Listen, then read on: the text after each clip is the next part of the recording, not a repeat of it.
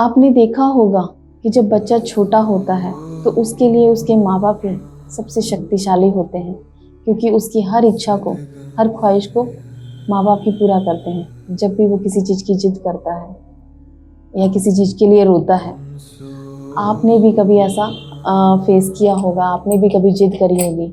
मैंने भी अपने माँ बाप से जिद करी थी। जब मैं छोटी थी तो मैंने साइकिल के लिए अपने मम्मी पापा से जिद करी थी और मैं उसके लिए गुस्से में पार्क में जाके बैठ गई। तो कुछ टाइम बाद वो मेरे लिए साइकिल लेकर आए थे और वो टाइम कितना अच्छा होता है कि उस टाइम लगता है कि यही हमारे लिए भगवान है जो हमारी ख्वाहिशों को पूरा कर रहे हैं। लेकिन जैसे जैसे बड़े होते हैं, बच्चा बड़ा होता है तो उसे पता चलता है कि ये भी हमारी तरह इंसान है, हमारी ख्वाहिशों को पूरा कर रहे हैं, अपनी रिस्पॉन्सिबिलिटियाँ निभा रहे हैं। लेकिन उसके साथ ही बच्चे को ये भी सिखाया जाता है, बताया जाता है कि जब भी कोई परेशानी आए या कोई भी आपके सामने सिचुएशन आए तो आपको सबके साथ मिलकर उस सिचुएशन को हैंडल करना है।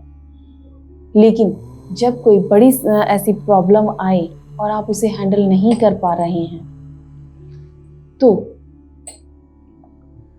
कोई तो ऐसी ताकत है जो उस वक्त आपकी मदद करती है,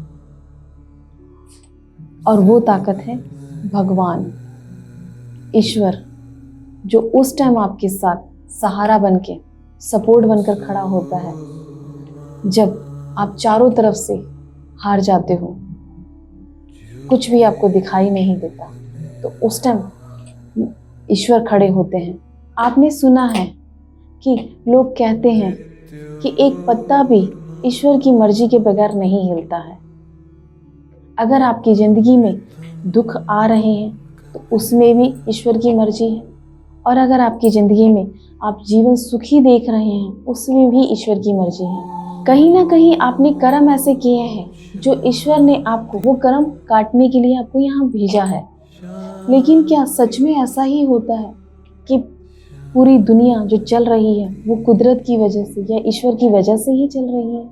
क्या इंसान जो भी सोचता है, वो कुछ करना चाहता है अपनी मर्जी से, तो उसमें हर जगह ईश्वर ही उसके साथ है?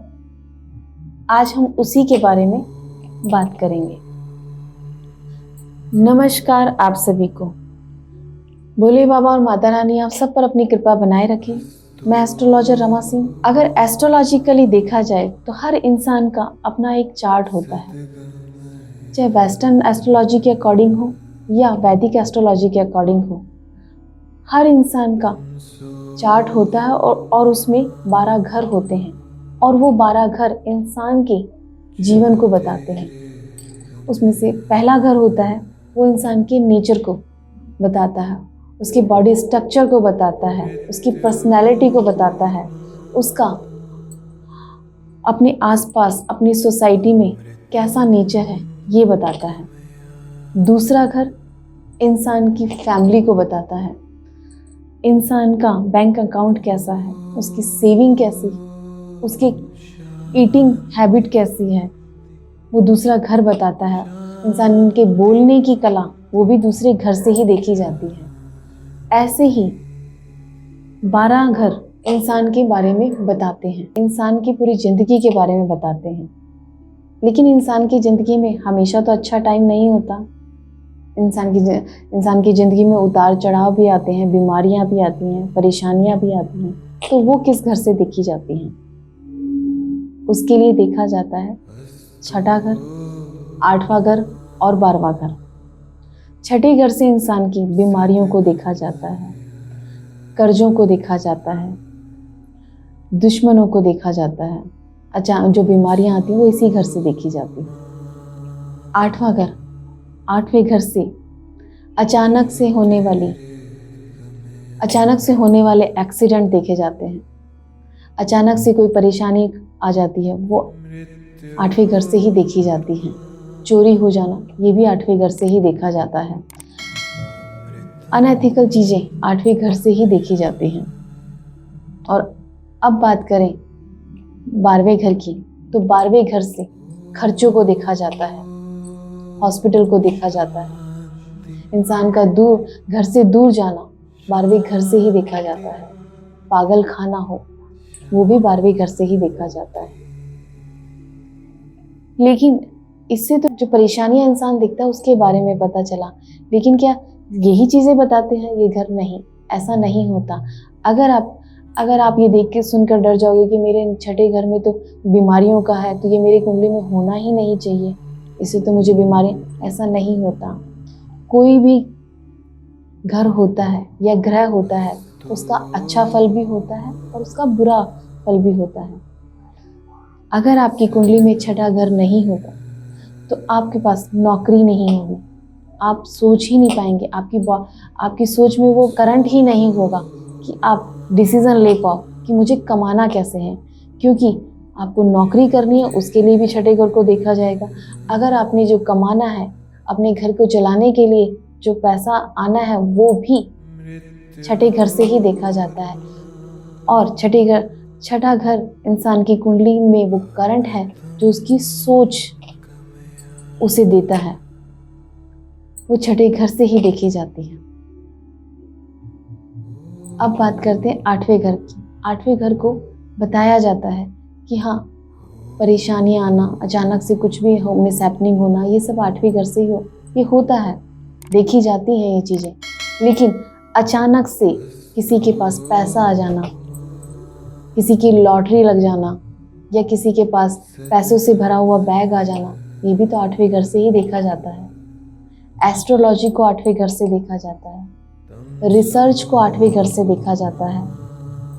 आज आपके हाथ में जो फ़ोन है, आपके पास जो लैपटॉप है, या आपके घर में एसी लगा है, या कुछ भी है, आज वो किसी रिसर्च की वजह से तो आप तक पहुंचा है, ऐसे तो नहीं आ गया। किसी ने तो उसके पीछे मेहनत करी थी, सोचा था, तभी तो आज आप वो चीज़ आपके पास आई है।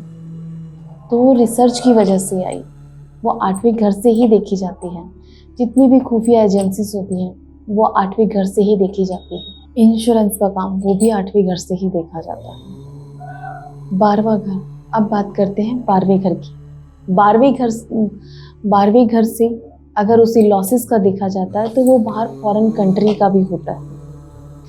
आज आप सभी जानते हैं कि आधे से ज़्यादा लोग सोचते हैं कि काश मैं भी बाहर जा पाता तो मैं अच्छी अर्निंग करता, वो भी 12वें घर से।